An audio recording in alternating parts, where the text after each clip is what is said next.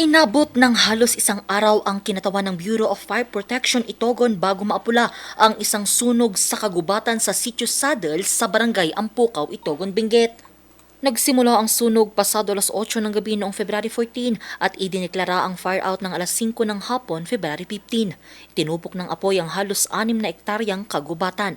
Sa inisyal na investigasyon ng Itogon BFP, galing di umano sa posporo o lighter na ginamit ng mga hindi pa nakikilalang individual. Muli namang pinaalalahanan ng mga otoridad ang publiko lalo na ang mga gumagamit ng sigarilyo na iwasan ang pagsunog ng mga basura at pagtatapon ng upos ng sigarilyo kung saan-saan dahil posibleng maaari itong pagmulan ng sunog. Patuloy naman ang investigasyon ng Itogon BFP para matukoy ang pagkakakilanlan ng mga sospek. Wala namang nasaktan sa insidente. Angel Arquero, RNG News.